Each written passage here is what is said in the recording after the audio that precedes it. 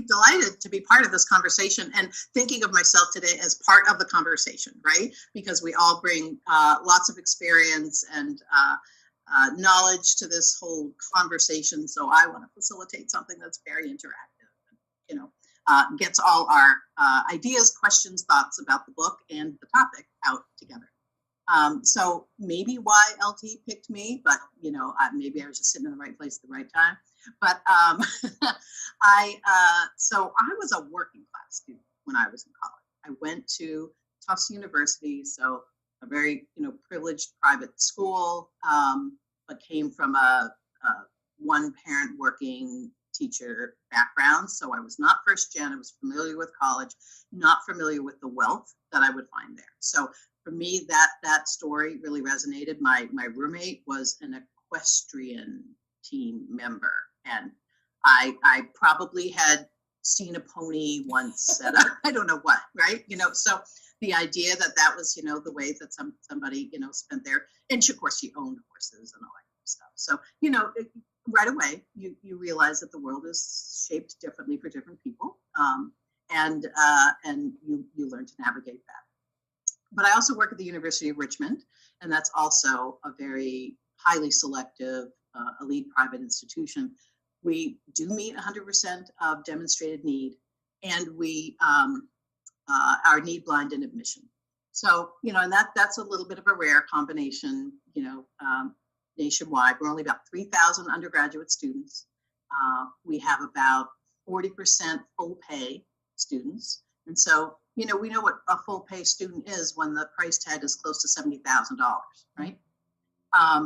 And then we have a good number of students on full free rides, right? And any student in Virginia whose family makes $60,000 or less comes on that full free ride, right? So we have this, amazing spectrum of students. We are about 15% first gen, maybe 13%, I think, Pell Grant. And then, and I would say everybody in between, but the reality is we don't give a lot of merit aid. We don't have a lot of the in-betweens. We have a whole lot of the folks at both ends of the spectrum. And I think watching students arrive on campus who are from the South Side of Chicago Public High School, and who will even say in a summer program, I'm actually not that used to being in a class, being in an environment with white people. Right? And then you come to a predominantly white institution that is so privileged, and you realize that there are so many levels of adjustment there, right? And then and so it's fascinating to hear Tony Jack talk about some of these different ways that students show up, maybe coming from lower income backgrounds. And if you haven't read the book, or read it a little while back, super quickly, he talks about a couple of categories of students. So he talks about the doubly disadvantaged. Doubly disadvantaged students are those who came from a low income background and also went to public school, did not have any partner program that sent them on to a private high school, or any of those, wonderful opportunities that exist for some, that exist for relatively few students coming out of low-income backgrounds. But they arrive on campus without much familiarity with the social scene and the of high income people used to being around professionals and all that sort of thing. And so he talks about the privileged poor as the ones who were pulled out of their communities and given the opportunities to go to those prep schools, to often go to boarding schools, and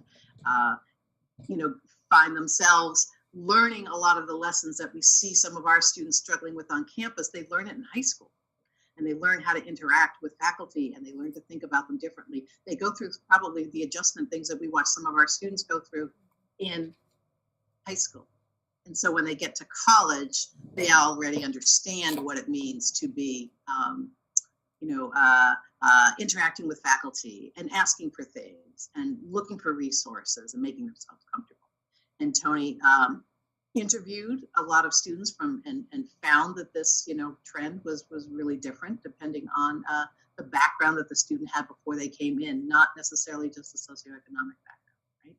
and compared them a lot to upper income students and how they seemed to just hit the ground running, knowing how to navigate the system, not just because they weren't first gen, but because they had the confidence and the belief that they belonged there and that people were there to help them, and maybe people were there to even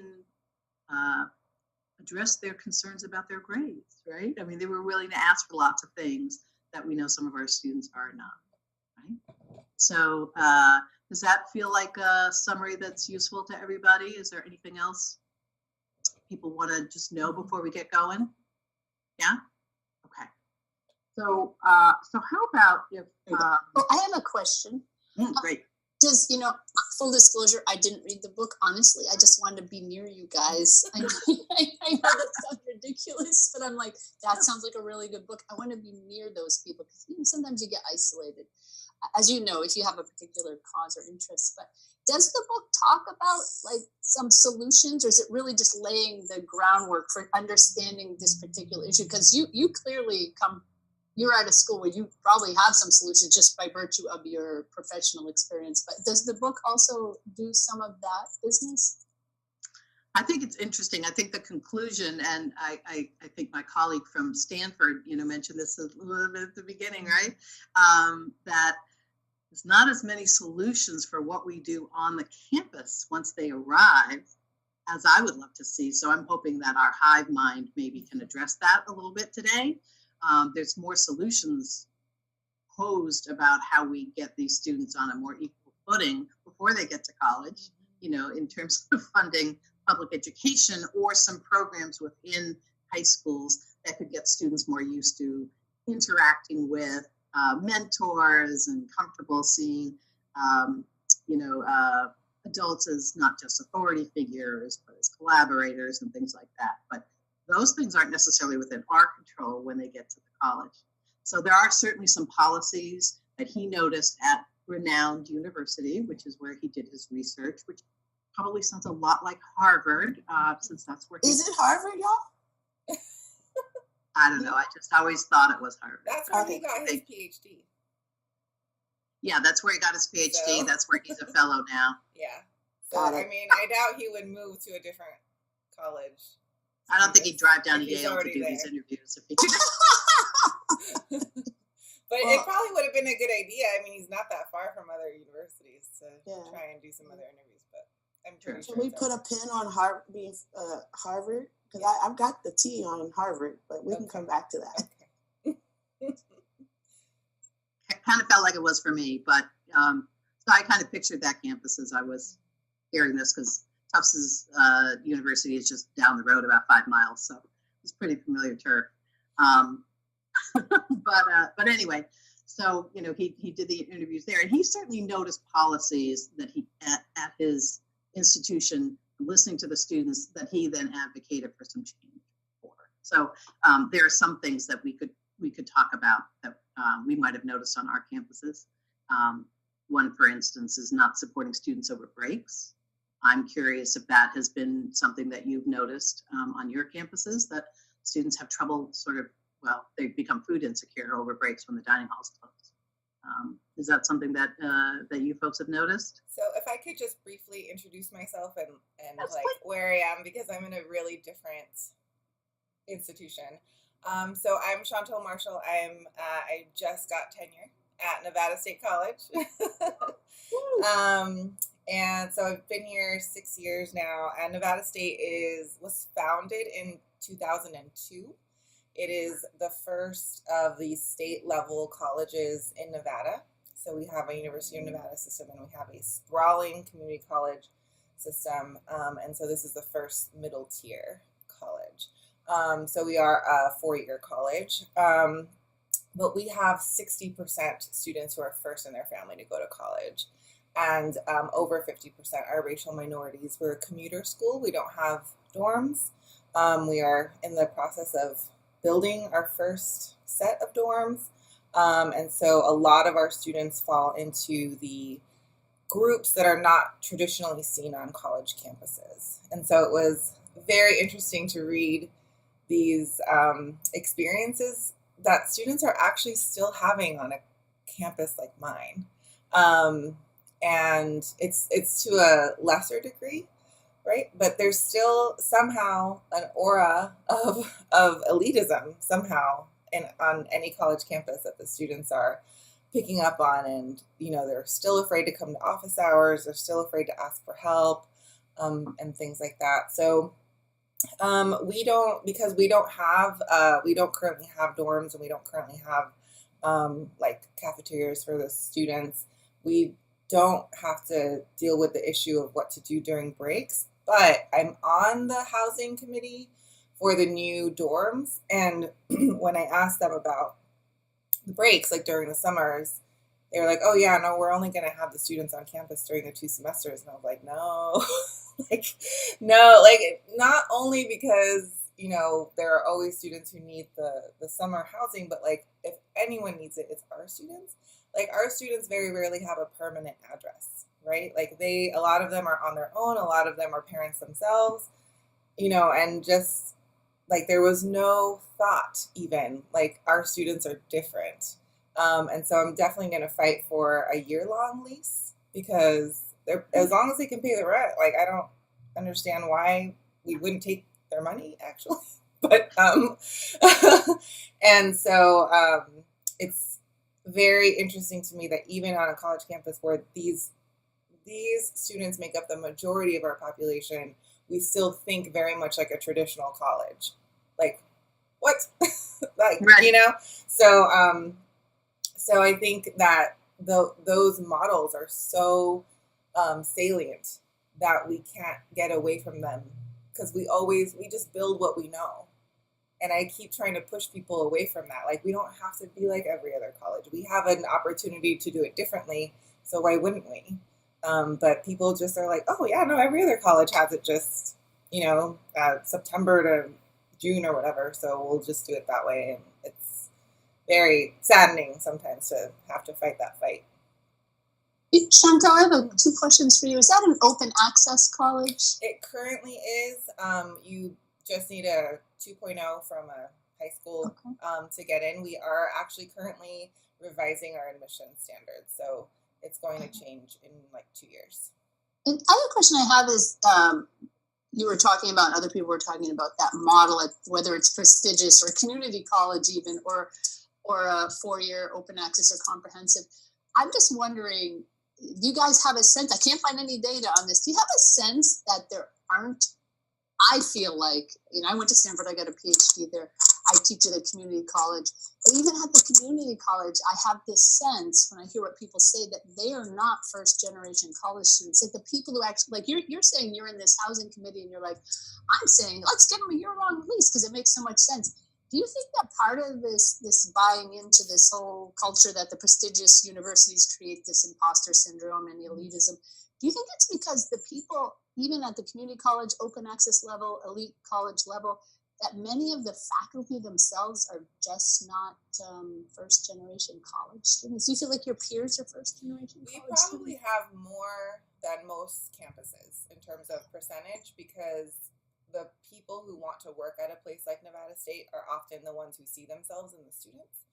So we do have a higher percentage, but I think it's rare in the administration who is making a lot of these decisions. So I think that's definitely one problem is the people making these decisions don't have the experiences either working closely with that student population or being from that population. But I think the other issue is that even those of us who come from those groups don't always know that things can be different. And so, for example, like one of the things that I've learned working with this housing committee is that we're going to outsource who does like the leases and like who maintains the property.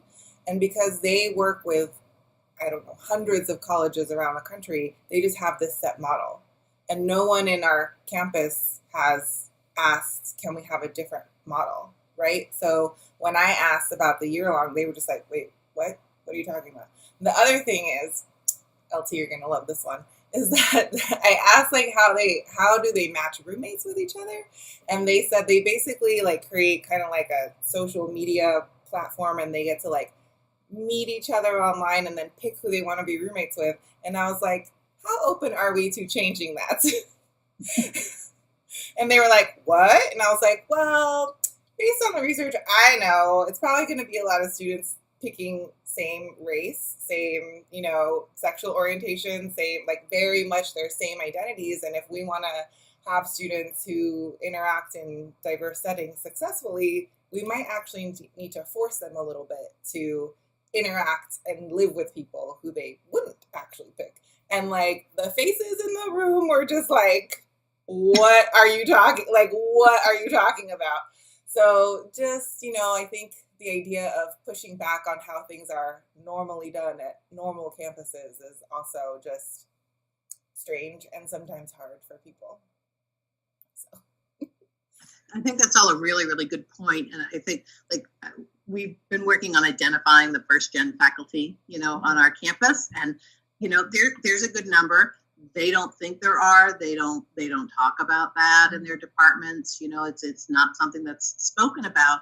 But certainly, even if they started off that way, they went through and got their PhDs at places that really reinforce what higher ed looks like or what it's supposed to look like, right? And it's like we all, drink the Kool-Aid that this is what it is, right? And if we're on semesters or quarters and students go home in between, it's been a real battle on our campus to say, well, we're 10% international. We no longer just pull from the mid-Atlantic or whatnot, wealthy students who can just easily go home because it's a few hours away. Where do we think the students from Nepal are going over Thanksgiving break? They may not have a big network here, right? If they're not invited home, where are we going? And so we've been having a lively discussion on our campus about breaks. Let's put it that way. Because we meet, I'd love to pick your brains about this. It's funny for Anthony Jack, it's spring break. That's the problem. Well, we're open for spring break. So that's not our issue, but Thanksgiving and winter break are. And we actually let students stay in the halls without charging them extra for winter break, which is great, a lovely policy, but we don't have food for them. And we are, I swear, one of the only campuses that does not have kitchens in the residence hall that we let students access. We have an intense fire safety person on our campus who does not believe 18-year-olds should have access to an electric stove. So it's amazing. And we're fighting that one and going to have a workaround for Thanksgiving and Christmas next year or winter break next year, because there are some kitchens that we could train students to staff them so that people will turn the oven off. I don't know, but in a good way, we'll probably be able to pay some of the students who stay over break who could really use the income. So, so that's a benefit. But it is a slog to get people to realize that we're not attracting the same students and they do not have the same needs. And we have to think of our whole, system differently. And even our first gen faculty and administrators seem to have lost that fact by the time they've moved up, into the system. So it's interesting. Hey, real quick, I'm getting a notice that says we have 10 minutes left in this meeting. I don't know what that means. It may mean we have to log off and log back in, just so you know. We'll figure it out. Okay. You're smart. Good enough. I wish I could wake up to you all every single day. By the way. Very funny. So I was curious about, there's a quote that I wanted to just share from William, who is a doubly disadvantaged student from the Midwest, who said the biggest challenge at renowned university is the pressure to become one of them, right? To look at the more privileged students and try not to let their values and lifestyle sort of overwhelm the way that these students navigate the world and have come to be comfortable navigating the world to some extent without designer clothes or lobster dinners or, that kind of thing. And I'm wondering what you all see in terms of assimilation. And it sounds like we're all from different kinds of campuses. I know LT had posted the question, are these issues the same if it's, not necessarily an elite private institution? Do we see our first gen low income students coming in and being kind of overwhelmed by what other students have and wondering how they're going to stay grounded, and stay themselves?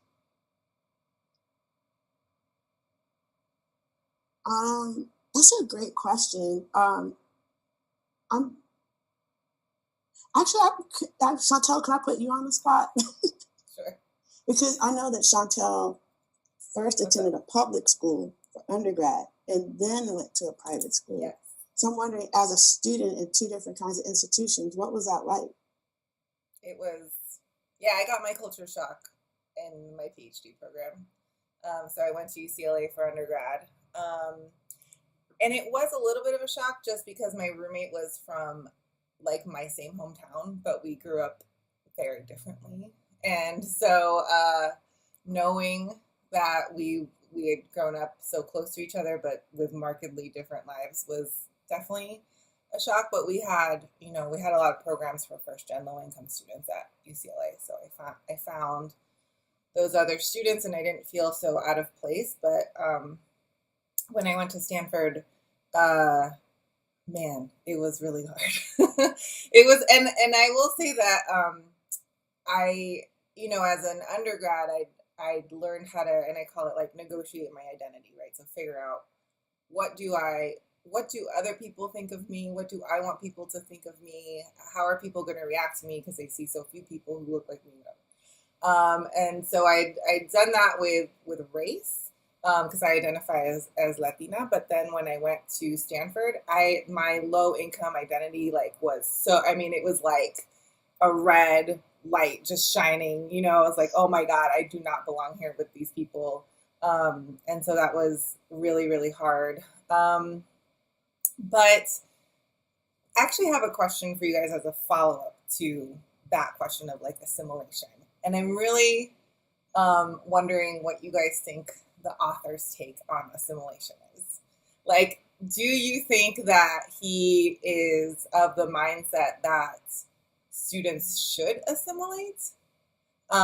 Because I felt like he and I had very different approaches personally, because my approach ended up being, I am going to carve out a space for people like me at Stanford. I don't think that we should have to necessarily change. And we just have to find each other and make a community and just like I did as an undergrad, just find my people.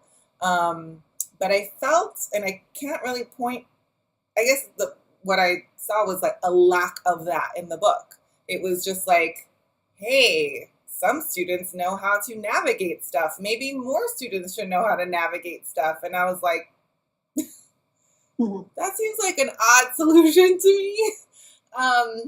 But okay. So I just wondered how you guys thought the author thought about assimilation in the way that he presented it.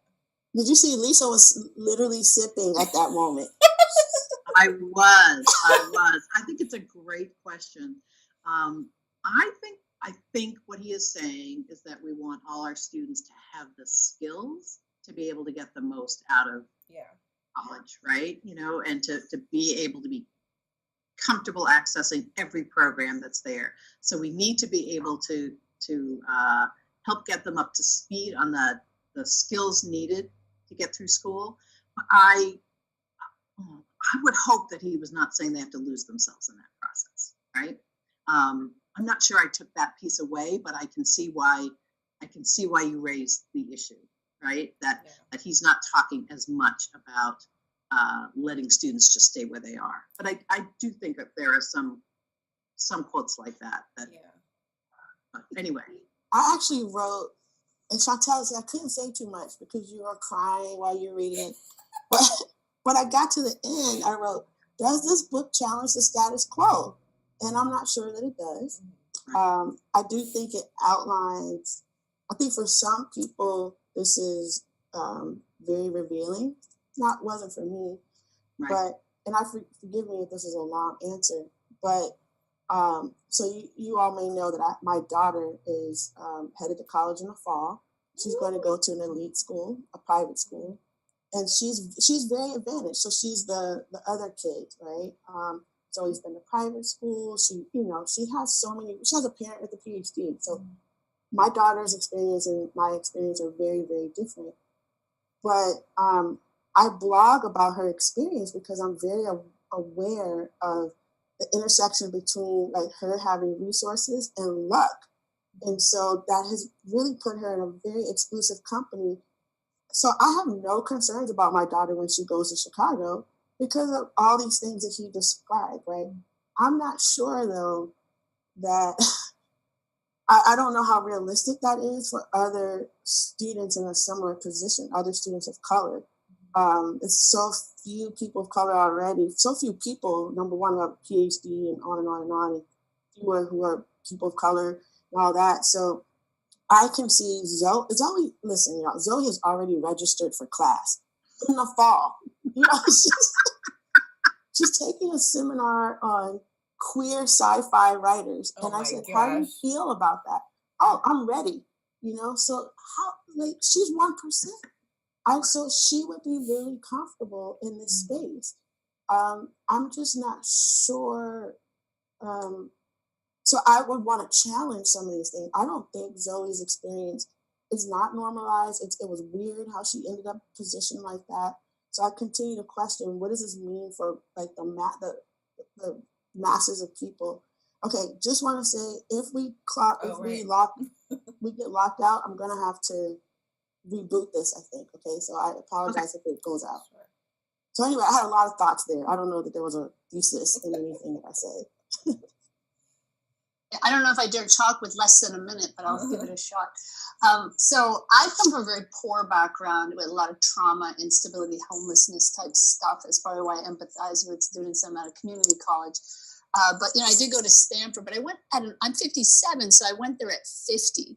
And so my identity was so like established that I did collide a lot with the existing elite money stuff. I was like, fuck this, I'm dropping the F-bomb and stuff. And some teachers liked it. Some people would move away from me. Maybe she's dangerous. I don't know.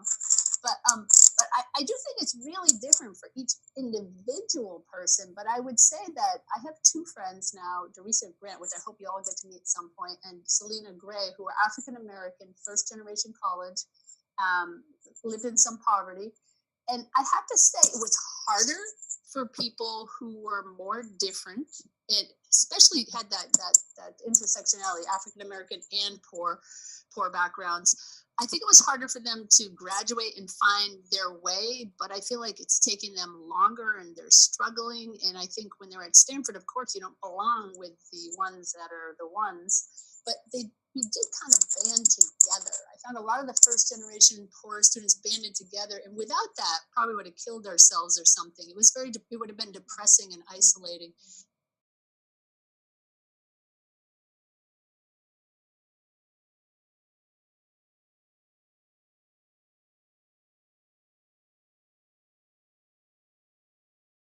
Oh man, it was getting so good. I know. We were just talking about how my students, our biggest competitor is the hospitality industry, because they can make quite a bit of money over there. And, and I have some students coming into a morning class after a graveyard shift. I have a student in an 11 a.m. class who says she's working, I think it's 7 p.m. to 5 a.m. I'm like, 11 a.m. is like the worst time. Yeah. That's like the middle of the night for us. So yeah, she's been really struggling. And I kind of want to be like, why did you do this to yourself? But, It's so hard. I'm Chantal, I remember you telling me about your student body population. And if you think about it with your logical mind, you do ask yourself, why the hell would they go through this? Would they just make money? Right. And construction, we're booming again. We have a hard time getting male students, and I think that's why, because they can make so much money as waiters or in construction, or and a lot of them come from families where they feel like they have to be providers and they have to hold up their family.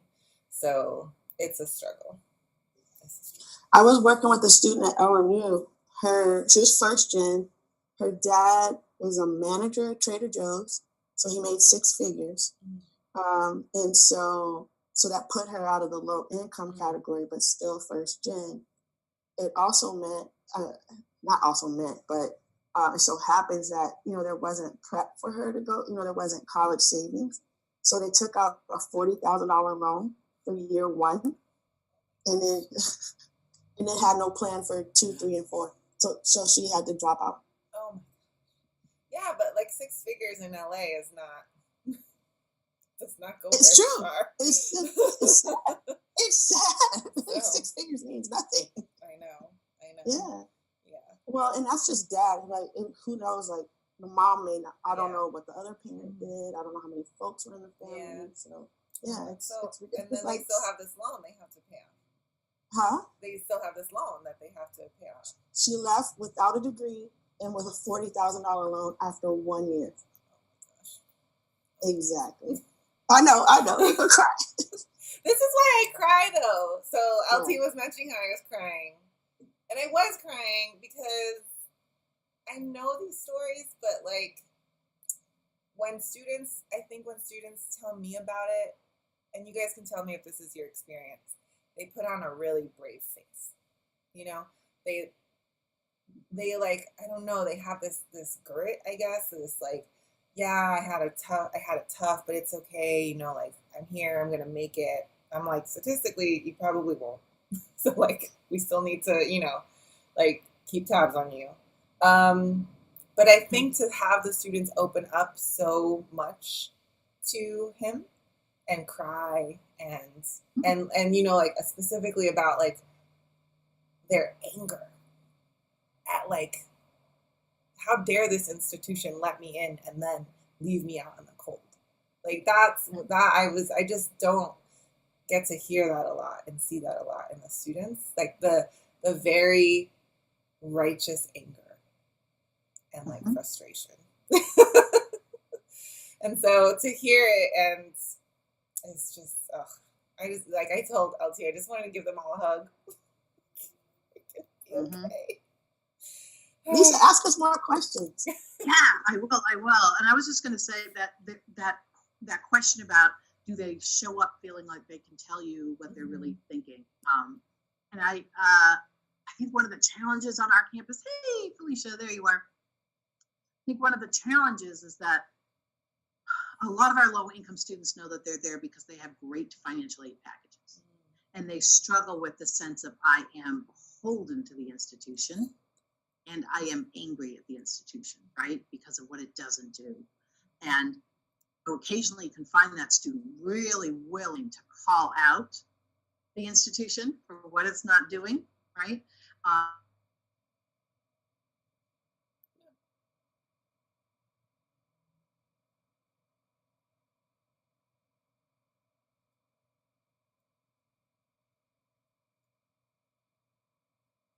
We have to listen. We have to put our egos aside. We can be super proud of this place, but they're telling us what we need to hear, right? And how do we amplify those voices? Because a lot just kind of like keep their head down and get through, right? You know, because they know that this is their ticket, and if they tried to transfer, they wouldn't probably get that same financial aid package. So they feel trapped, and that is really scary, right?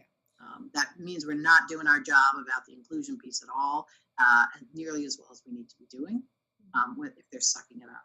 And, you know, whether it's grit or it's reality or whatever it is, it's not enough to make that call. Yeah, I will say that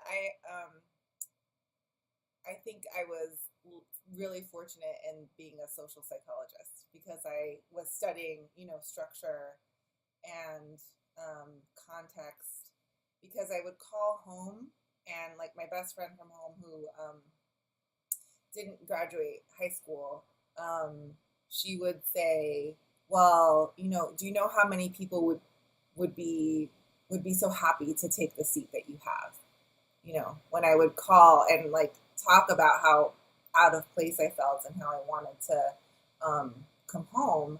And I know that was her, you know, that's a lot of people's perspectives. Like, you have the golden ticket, you have this opportunity and you can't waste it, and you can't be mad about it. Like, just do it. And so I had to stop. I had to stop calling her. And it wasn't because I didn't think that she was supportive. It was just like, I didn't need to feel that guilt on top of everything else, right? That maybe I'm taking the seat of someone who wants it more. And instead I needed to be around people who were like, yeah, this institution is not built for us. And we therefore need to build our own space, right? And so it is really hard to like critique the thing that you know is going to be your ticket out or whatever it is. So So I can imagine if those students didn't have that support, again, because I was in a PhD program, I was studying social psychology, I was studying educational inequality, right? And so I could see exactly what we were studying in my experience. But for students who are not in those kinds of programs, who aren't studying those kinds of things, I can imagine that it just all feels like you're alone in it. You are going, no one really understands it, and you just have to like do your best to like just get out, like just graduate and get out, and then do whatever you want to do. So is anyone doing anything on their campuses where they're actually tracking, improvements in satisfaction around inclusion issues, and what do you think have made the differences, right? Because we all want students to not just survive our educational opportunities, but to thrive. And, what measures are you using to find out if we're moving that, needle? And what do you think is making the difference to make students, find their community and get what they need?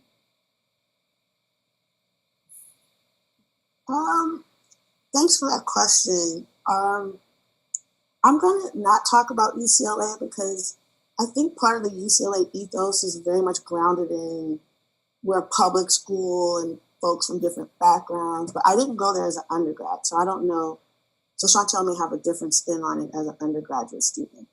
But at Loyola Marymount, which is where I was working before, most recently before UCLA, about 3 years ago, private Jesuit school, sits on a bluff, about 6,000 undergrad students, and very friendly campus, but perhaps not as extreme as the way you described University of Richmond, but you still have the spectrum of things. And remember, like the Jesuits, and those are the really cool Catholics, right? Those are the really progressive ones. Yeah. And I remember I was holding office hours in one of the residence halls, and I was talking to a student. He wasn't first gen either, but I asked him but after he was hanging out with me, what he was going to do next, and he said, "Oh, I'm gonna go to bed." And it was really early, and he said, because this was his strategy for not eating. So he went to bed early so that he could skip dinner, and so then he'd be up. And I brought this up to the administration and said, "Hey, we really need to do something," because then I started to pay attention. I was like, "Oh my gosh, this is food insecurity issue," and the response from high level administrators was, "Oh, the students they just spend too much money on coffee," and so they were putting it back on the students to say it's your fault. This is like the ultimate millennial thing. Like you can't afford a house because you spend too much money on coffee. Like what? Why do we keep telling them they're spending too much money on coffee? Right. Well, if he wasn't drinking $4 coffee, well, mind you, LMU has a pay per item dining hall. So it's not like a meal plan where you swipe and it's all you can eat. So they're charging you $1 for an apple and things. It's ridiculous, right? So these prices, so the whole, like you were saying, like the system is set up in a way, Chantal, you were mentioning this too, so that it's presuming a lot of things about our students' background. So after I left, LMU created we started I was working in the Academic Resource Center, y'all. It was tutoring. We started food pantry in the tutoring center because I knew that there was a connection between, we all know there's a connection between you performing well and your body meeting basic needs. Well, since then, they've created a full-on food pantry and center for, blah, blah, blah, blah, blah. But, it's ridiculous what it took to get to that point. I'm not sure, I don't recall right now how LMU is specifically now tracking student satisfaction, like going back to your actual question, Lisa, how they're tracking student satisfaction. But I just wanted to illustrate what it takes to get through this to administration. Like, how many students have to suffer or have to be made, I don't know what that word is, but are like solely responsible for things that are actually out of their control for the most part. I don't know. I was just frustrated. I'm just venting. You know, I love a good vent. I'm actually a couple years ago, I guess almost like 2.5 years ago, I did a student satisfaction survey in conjunction with one of LT's favorite people, Rebecca Covarrubias, who is a researcher at Santa Cruz, who is doing work around like academic guilt. So students who come from first-gen backgrounds and or Latino backgrounds tend to feel guilt, almost like a survivor's guilt, when they go to college because they're kind of leaving their family either physically behind or psychologically sort of somewhere else. And so we did that survey, and we are planning on publishing our findings, but we haven't done a follow-up to see like if any of the things we've implemented have, and not necessarily based on that survey, but we're always doing like other stuff, but what things might move that needle in inclusion. And it's surprising to know, for example, like a lot of the students don't know that there are other first generation college students. Like you're the majority of students. This is what I mean. Like I'm like, where they're picking up on these things somewhere. I don't know where. That's, I think, like the next step, because I don't know where they're getting this idea that everyone else knows what they're doing and they don't.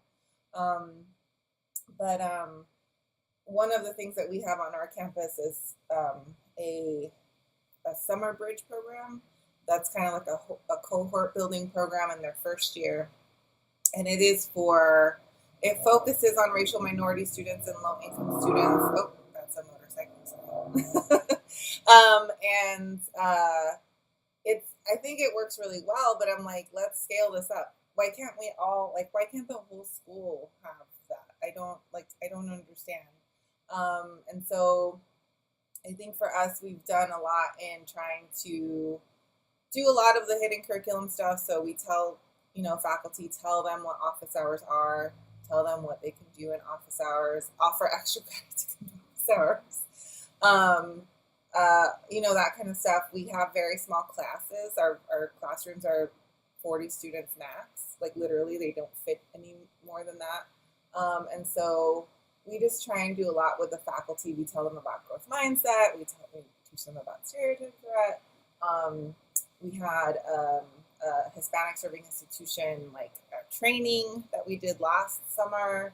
And so we're trying to like train the faculty as much as possible to think about what they can do in their classrooms or their interactions with students, so that the students feel more comfortable talking to us. That's awesome. Do you mandate the faculty to come? Do you invite them to come? We invite them to come. So a couple things. So one is like the HSI training was through we got a Title V grant, an HSI grant. It's like 2.7 million, and so we paid faculty to come. So we offered an incentive, which our provost is not a big fan of, but we're like, people will come if they're paid. And then I think that our Center for Teaching and Learning Excellence is better than most at incorporating these ideas into their trainings that they offer. Again, none of it is mandatory, but I think it's kind of in the air, right? So like even when I went to like a great workshop like 2 years ago now that like totally changed how I did reading in my classes, because our instructional designer just showed like the reading level that our students were probably coming in with, and like just showing the Nevada statistics, and I was like, right. And so, and then gave us like really concrete, like here is how you can help your, like don't take away the reading, right? But here are some really concrete ways to help them really like increase their ability to get through the reading and take what they need from the reading. So it's things like that, right? Where like at a lot of college campuses, you just assume that the students can get through any level of material. And so I think we work hard not to make those big assumptions. It's awesome. Yeah, I credit her with my tenure because my like teaching evals went like shot up. I was like, oh my god, this is all they needed. So That's awesome. Well, we're down to, I think, our last 7 minutes or so of our time together. So I've loved the fact that you were just really talking about like what is working on your campus. And it does sound like you've got that ethos of thinking about who your students are, how they're showing up, and how do you teach them well, right? And your faculty sound quite engaged in figuring that piece out. And I think it's maybe true for a portion of our faculty and not for all. And hopefully we'll have some new leadership in our provost office around some training and development this coming year. But what are some other solutions that we have seen, given what, so Tony Jack is telling us about these, even our low-income students are coming in with different experiences and adjusting differently. And we've seen many students struggle. What's working? What are ways that we can think about implementing some changes on our campus that, we've seen work well?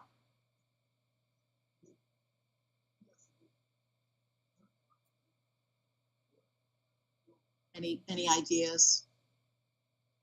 Well, only because that's my area of interest is the classroom and classroom interventions that promote retention or alleviate stereotype threat, or just, I believe the classroom is a place where you can disrupt larger systemic inequities. And so I like what Chantel was talking about. She has a culture of instructors that also are motivated to do that. And so they're changing instruction. I just see, and research is clear on this too, that instructors are a powerful disruptor of some of these inequities we're seeing, and they're powerful sources to improve access. And I feel like one of the best things instructors can do is connect students to resources on campus. If they're not doing that, you can have all the resources you want, but if the instructor doesn't see themselves as an agent in that role, I mean, that's one of the reasons they're finding adjuncts.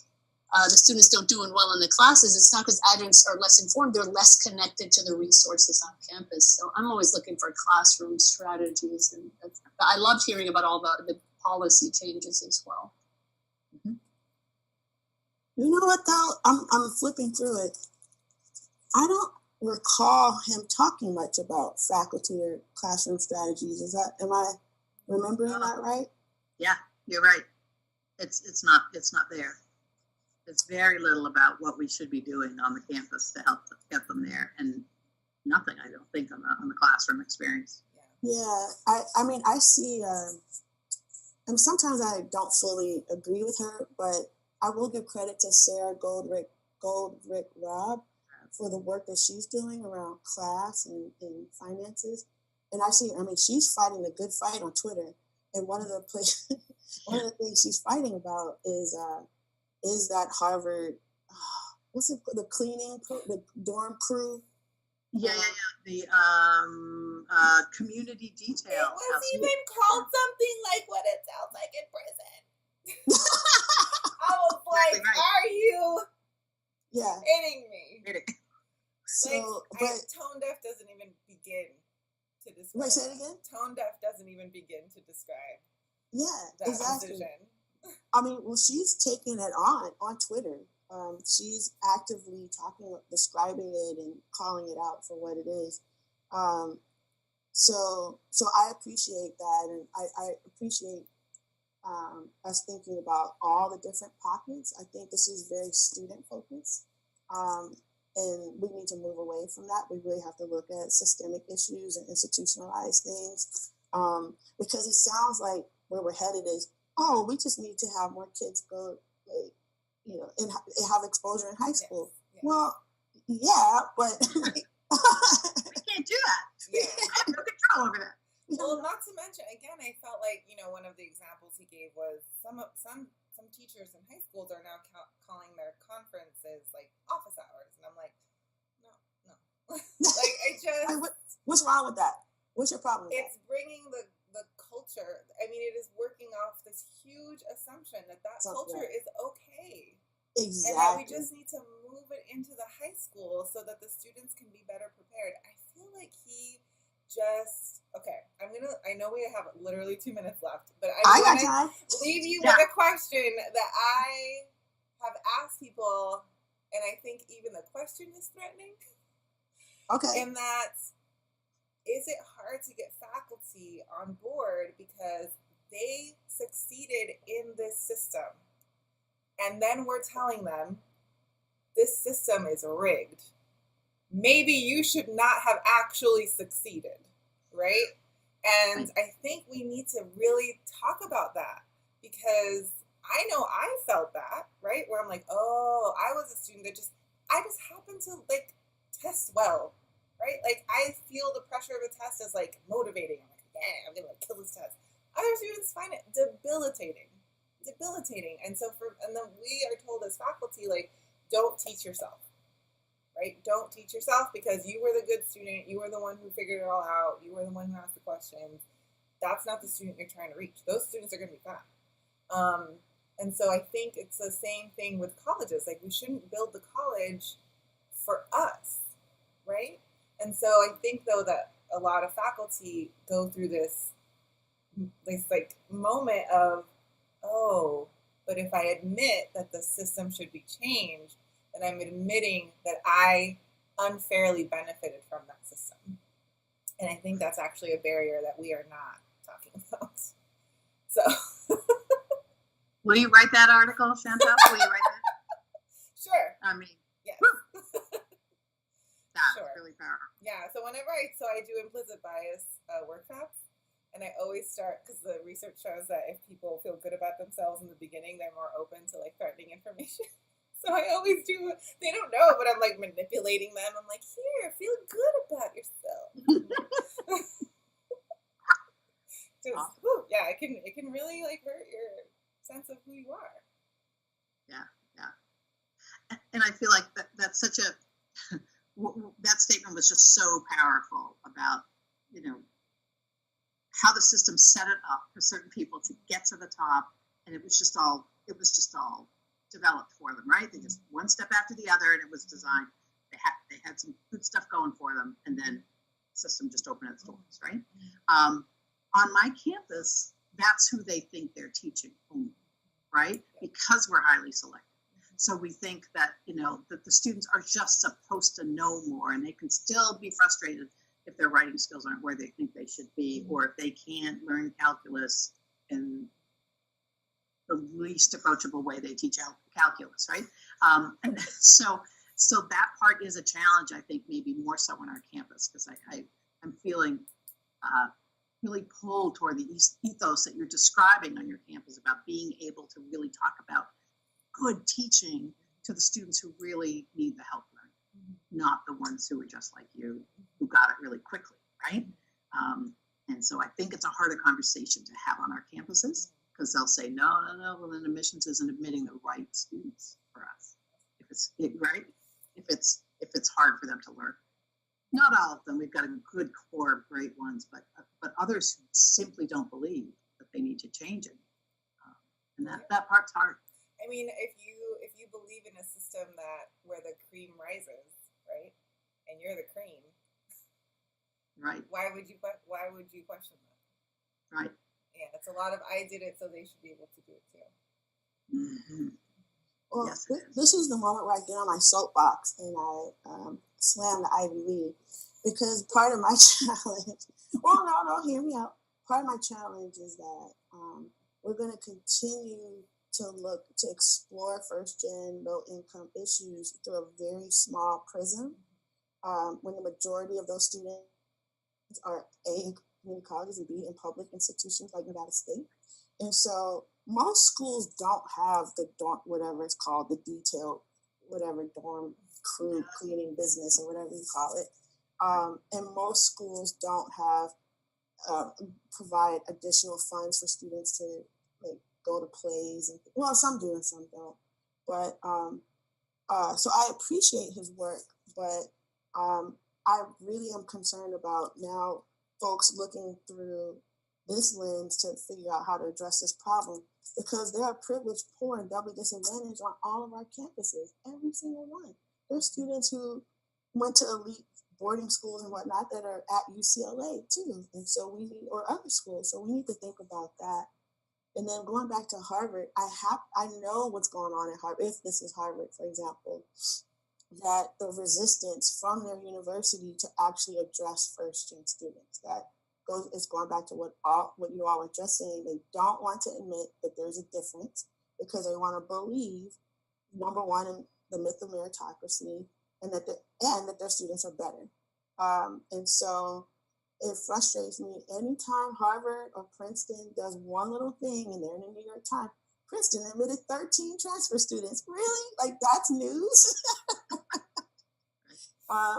Or, the press that Harvard gets for the little that it does for their first-gen students is just very frustrating for me. So I always challenge people. At least I'm glad you said it to Chantel, that we really have to get our work out there and the types of things that we're doing. Felicia's book to come out that expands the conversation a lot more.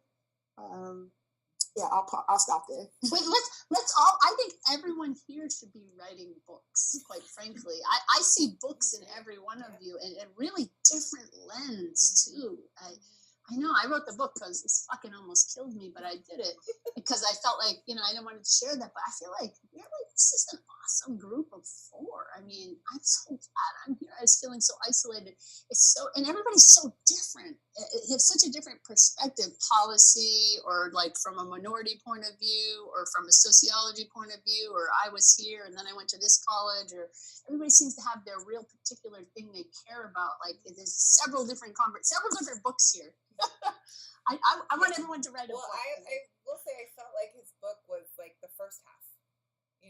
It would have been so amazing to have this really in-depth, on-the-ground, perspective, which I really, and I don't mean this in a totally condescending way. It felt like a dissertation, right? But it didn't feel like the book that should have come out of the dissertation. I felt like that's your book. That's your book.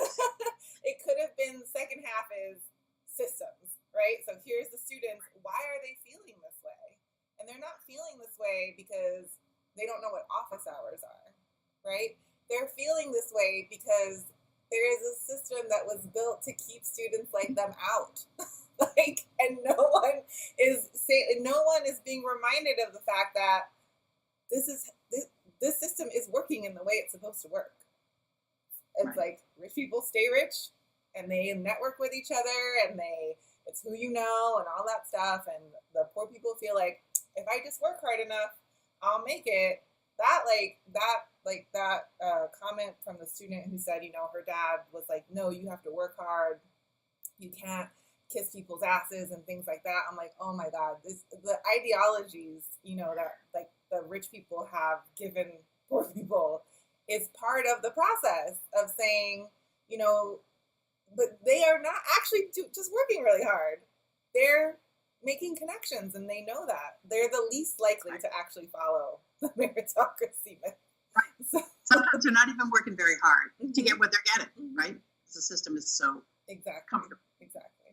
Yeah. This is why I also, and Felicia, I promise I'll turn this into something.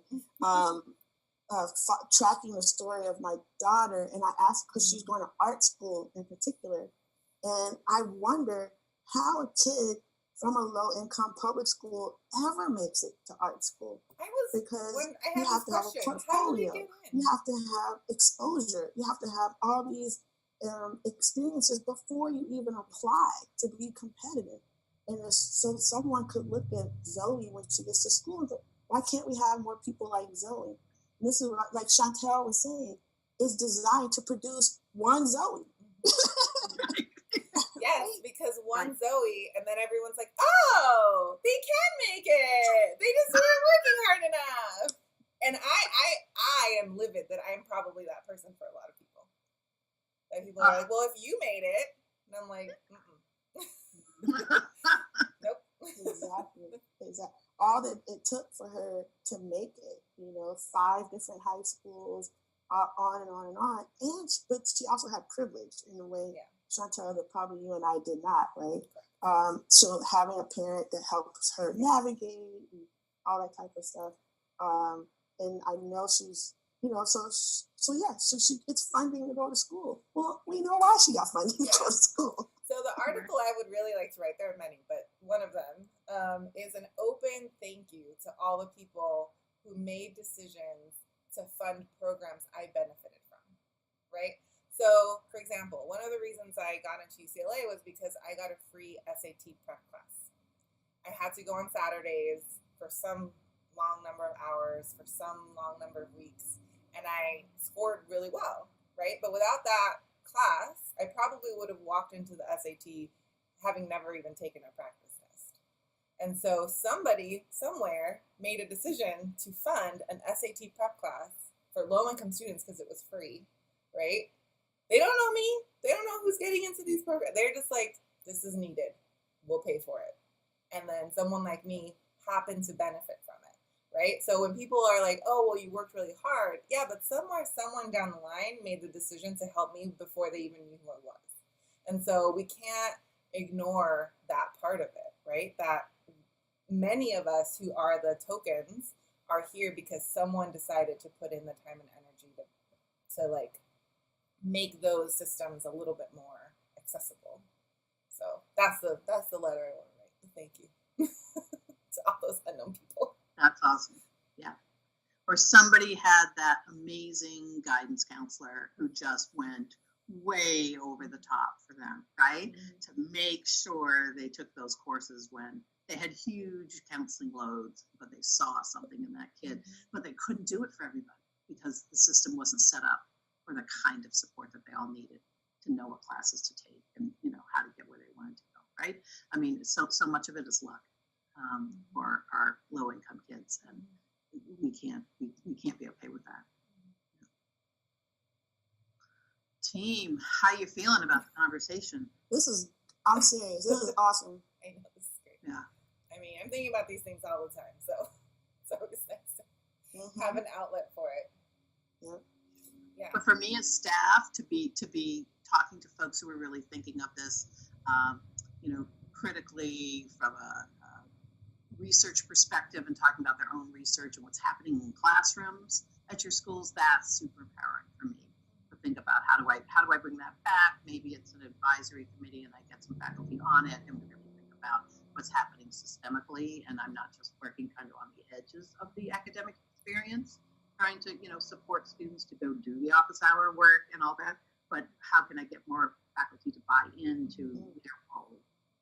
Right, and we are small enough. That's one thing about my institution. We're small enough that we do know each other. And so I feel more empowered to tackle things that way when I get back to my campus. And I really appreciate the conversation for that reason.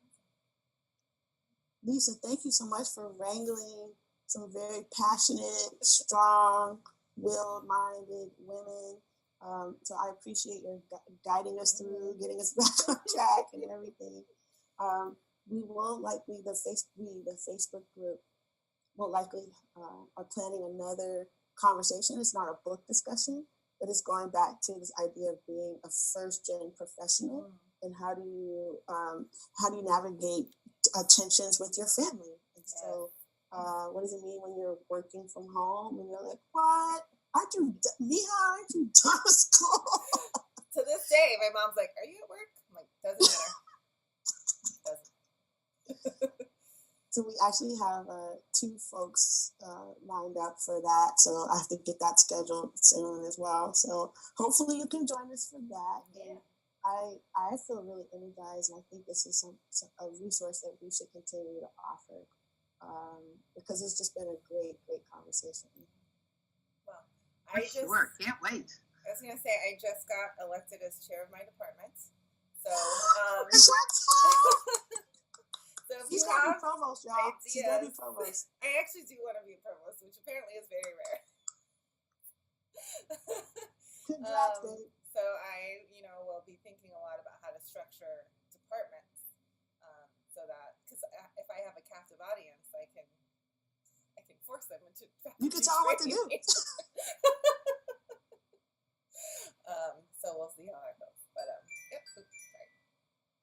That's your department there. Not yet. July 1. July 1. Felicia, do you have any closing comments? No, I just had a really good time. I made a good decision on a Saturday at 9. I'm so glad I did this. I feel so less isolated. Yeah. You know, talking about these ideas with people, because you're in PhD school, as I call it. You have people who you can talk to about these things, but then you go off to a community college. It's a really different college. People don't have PhDs. They're not intellectuals. They're not really talking about these things.